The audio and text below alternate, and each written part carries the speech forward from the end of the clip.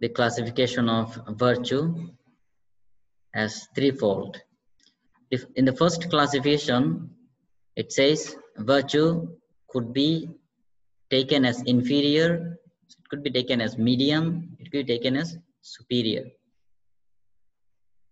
Right? Inferior, medium, superior. Hina, Majjima, Panita. Hina, Majjima, Panita. Hina, Majjima and Panita. Inferior is produced by inferior zeal, purity of consciousness, energy or inquiry. Low, inferior means low. Medium is produced by medium zeal. Superior is produced by superior zeal. That undertaken out of desire or desire for fame is inferior. You see here? Why do you want to become a virtuous person? Because you want to become famous, isn't it? Venerable Chandra Kishore want to become a virtuous person so that people know about him and they would bring more requisites, material things to offer, right? So that is the inferior form of sīla, because it is founded on craving, founded on inferior zeal, inferior purity of consciousness. That undertaken out of desire for the fruits of merit is medium. You are practicing virtue. Why? Because you want to get great benefit of practicing virtue. It could be either in this life, it could be in the next life, right? You want to get something bigger. It is like you save some money in the bank with the hope that you get more. Okay. So that is medium. That undertaken for the sake of the noble state does. This has to be done is superior. So there is no expectation, no craving. You just know that, you know, this is the practice, this is what I have to do. It does not, you do not wait for the result. You know, wholeheartedly you take up the practice, probably with one aim, for the benefit of oneself and others, for the whole world. You see? That is superior. Or again, there is another explanation in regard to these three types of virtues. That defiled by self-praise and disparagement of others, etc. Thus, I am possessed of virtue, but these other bhikkhus are ill-conducted and evil-natured. Evil-natured is inferior. You are living in a temple, living in IBC with so many monks, and then you keep on saying that I'm the virtuous monk here. The other monks, my roommates, they are not good. Okay, so you see, now we are reading this text by Buddhaghosa, who wrote this text in the 5th century CE. Yeah, so I think around 1000 years after the Buddha passed away. So about 1600 years ago from now, right? And he's talking about this. That means there were bhikkhus of this nature, right? So I think even during the time of the Buddha also there could be some monks like this. We remember, for example, this Channa, who was Buddha's, when he was Siddhartha, when he was a prince, he was a constant companion of Siddhartha. When Channa entered into the Sangha, he was very proud that he was a friend of Buddha, you know, so he entered the Sangha very late, but he was very proud, you know, Buddha is my friend. So I am not going to pay respect to any monks. They are supposed to pay respect to me. They should, you know, come and listen to me. So he was very proud. So when this was informed to the Buddha, Buddha said that you should avoid talking to him, leave him alone. When you leave him alone, nobody talk to him, then you regret by himself. That is a kind of a punishment, So you can have different forms of pride. He had the pride that Buddha is his friend, childhood friend. So, so we can have our pride that, I am more virtuous than others. I am more educated than others, right? I have more fame. I have more wealth than others. So people are proud of different things. Interesting. Yeah. Inferior. That is inferior type of virtue. Undefiled, mundane virtue is medium. Undefiled, mundane virtue. Undefiled. That means pure form of virtue, but it is mundane virtue. And we studied already what does it mean by mundane virtue. Supramundane is superior. Okay, now again you have a different explanation here, that motivated by craving, the purpose of which is to enjoy continued existence, is inferior. Right? Actually, more or less the same thing we are, discussing, repeating same thing again and again, because virtue is one and the same thing, right? And how you approach it, how you practice it, it makes all the differences. So if you look at this classification also, one of the reason is that, it shows that you can approach it differently. And one of the purposes is to make it clear that what kind of virtue you are supposed to take up as a practice. But in any case, you carry on a certain practice, good practice, of course, you are going to have good result. It could be inferior, medium, supramundane. Immediately you cannot probably start to take up the supramundane form of virtue or virtues that would bring you supramundane result. You can begin with inferior one. That means you can be proud of your virtue in the beginning. Yeah.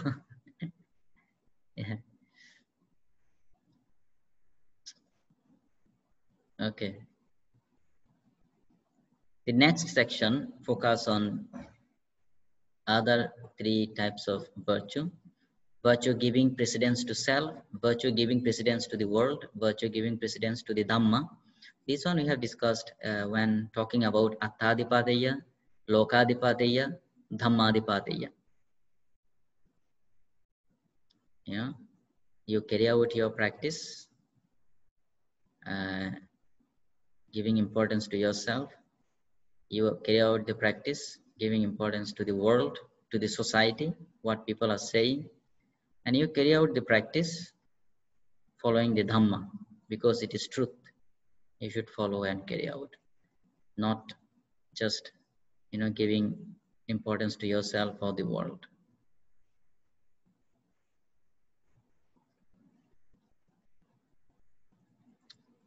The next section discusses about virtue in terms of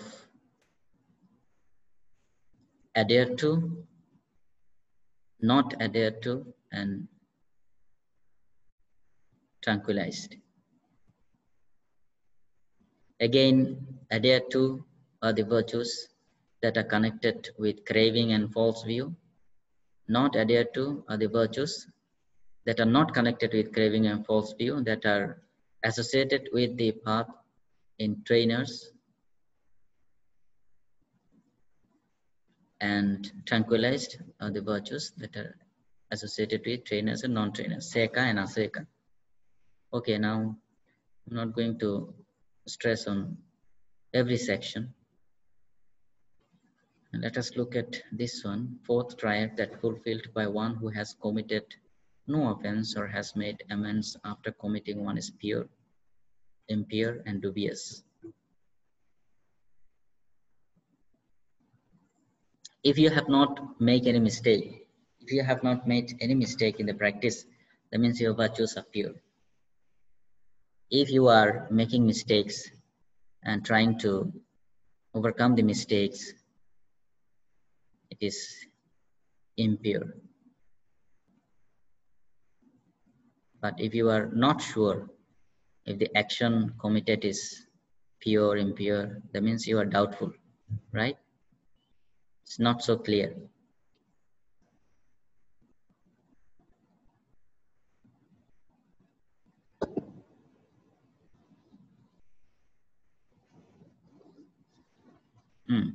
Okay, now this is fifth triad. Virtue associated with the four paths and with the first three fruitions. What are the four paths? Who can tell me what are the four paths? Four paths and three fruitions is that of the trainer. Seka. Path. What is the word for path? Magga. And what is the word for fruition? Phala. Barbara, what are the paths?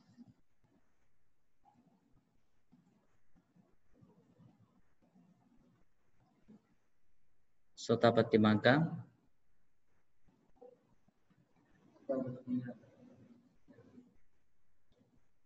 Yeah. Sotapatti Magga, Sakadagami Magga, Anagami Magga, Arahata Magga. These are four paths. And three fruition, Sotapatti Phala, Sakadagami Phala, Anagami Phala. It does not include Arahata Phala. That is the path of trainer. That associated with the fruition of arahantship is that of the non-trainer. So one of the 8, paths and fruits. The last one, Arahata Phala, belong to non-trainer. The remaining kinds are that of the neither trainer nor non-trainers. So apart from the practices belonging to the trainer, Seka and Aseka. So Seka and Aseka, these two groups include these 8 types of individuals. People who are on the path and people who obtain fruition of the path. Right? So in terms of Sotapatti, Sakadagami, Anagami, Arahata, there are 4 paths and 4 fruits, right? 8 types of individuals. Now they are considered to be noble person, Arya Puggala, right? So what is the opposite of Arya Puggala? Non-Arya Puggala. They are Putujjana, right? One who did not enter into the stream entry, Sotapatti, is Putujjana. Putujjana means ordinary worldling. Ordinary worldling, ordinary people, common people. So the third category here, neither trainer nor non-trainer, refer to these common people, the virtues of common people. So virtues of common people, virtues of trainer, virtues of non-trainer.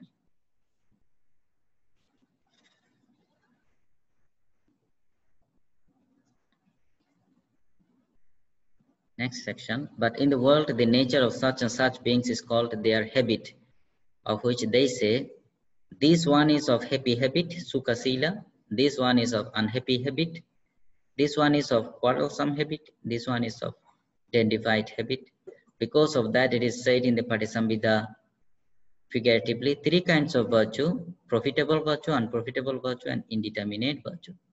So it is also called of 3 kinds as profitable and so on. Of this, the unprofitable is not included here since it has nothing whatever to do with the headings beginning with the characteristic, which define virtue in the sense intended in this chapter. So the threefoldness should be understood only in the way already stated. Okay, now let's look at this verse, and with this verse we end our class today, and in the next class we'll start from probably number 40, and we have to read many pages, because we have just few lectures left before your presentation and the review class. So probably we are going to have your final presentations on the 15th lecture, if not in 14th lecture, because I think it is going to take one whole lecture, right? Right? So you have to, unlike last time, you have to be a bit more efficient this time. Prepare your slides well, and then try to speak within the time limit. Okay. And last time we had some difficulties in adjusting the computers and so on. So I would probably arrange a computer for all three of you. Okay, so you all have to send your presentations earlier, presentation slides. You can copy them into the computer and we can use that computer, the same computer, because otherwise you are also going to have problem with using internet and so on.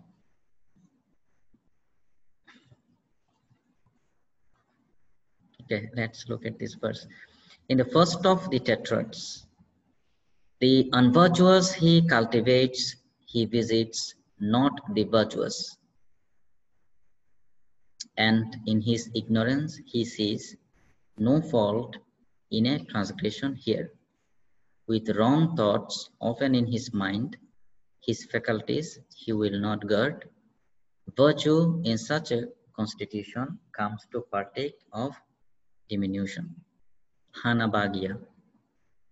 So Hanabhagya, partaking of diminution, is referring to the kind of practice that a person, an individual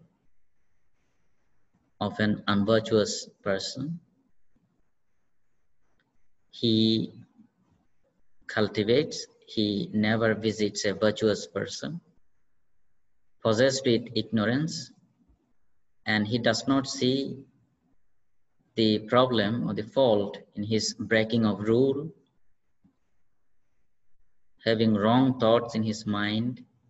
He does not guard or protect his faculties, indriyas. Therefore, the kind of virtue that he practices belong to this category called partake of diminution. Okay, and there are certain statements in the text, in suttas, in the Dhammapada as well.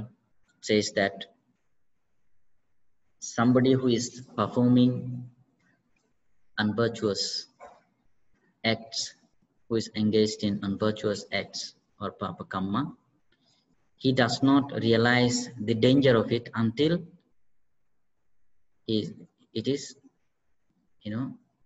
until he's filled with the unrighteous karma, unwholesome karma, until it gives fruit, result.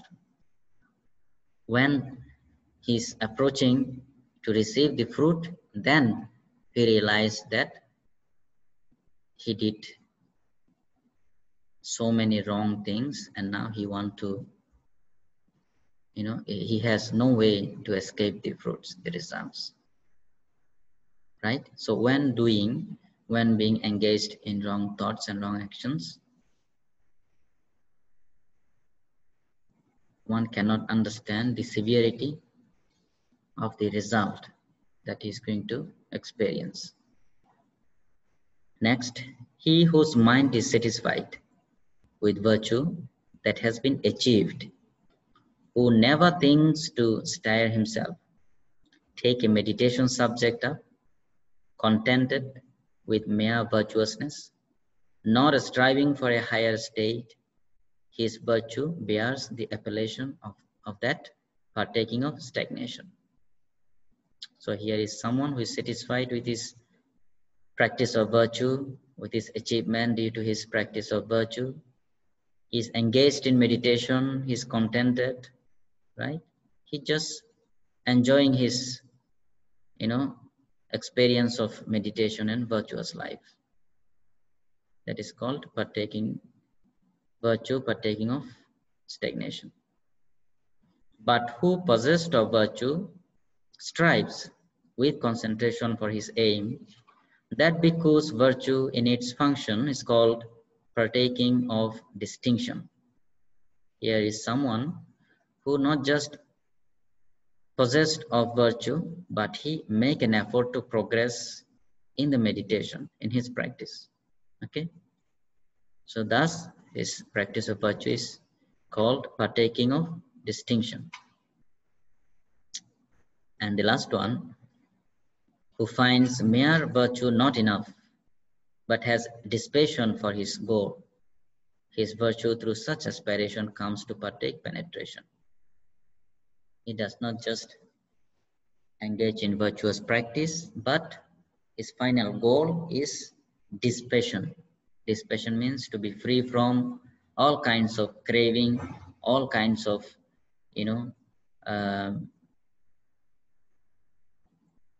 expectations, all kinds of desire and everything, to become passionless.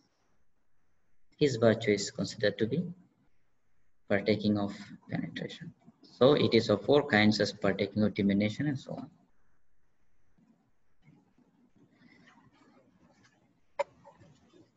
So with this, we are going to end our class today.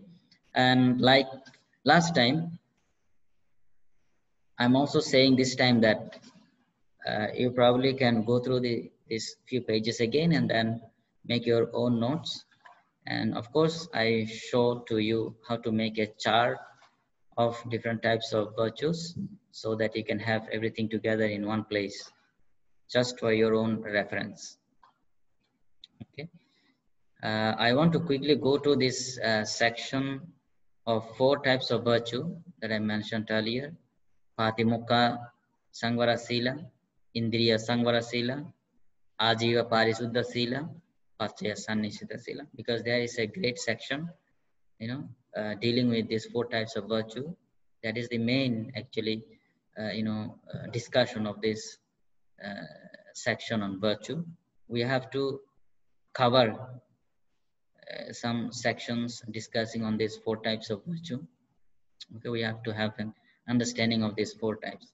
So we are going to discuss this very soon, if probably in the next class, if not in the next class after that. I hope we are going to start the discussion in the next class. Any question? Venerable Chun? No question? How is your essay progressing? How are you writing your essay? You are writing about kusala and akusala? Yes, teacher. Yeah. Did you already start writing? Yeah, still not yet. Oh, I see. Yeah, so whenever you have time, you can write something on your topic, because we are gradually coming to end of this semester after a few lectures. So maybe after the final lecture, you will have a few days time before the examination, right? How many days you normally you have? 1 week? 1 week.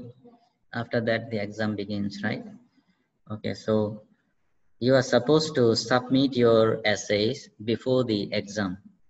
Okay, before the exam. So that is why it is better if you can complete your essays.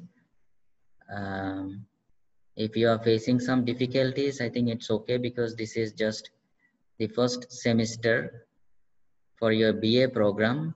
I know some of you, your English is very good and you have good knowledge on Buddhism as well, but some of you are probably not very good in English, but I think it is still okay. You can make an effort to write your essay and submit it on time.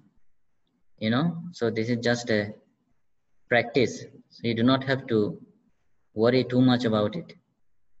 Okay, Venerable Chun? Yes, teacher. But please do not write in Cambodian language because I cannot read Cambodian. Okay. I can say a few Chinese sentences. I can say anyhow. And then in the morning, normally you say, good morning. Yes. So these few sentences I know only. Yeah. So Grace, do you want to say something? Anything to add? No, thank you. Okay.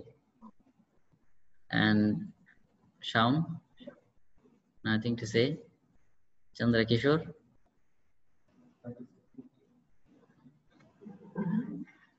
Okay then, if you have nothing to say, we can end our class here. See you later. Bye-bye.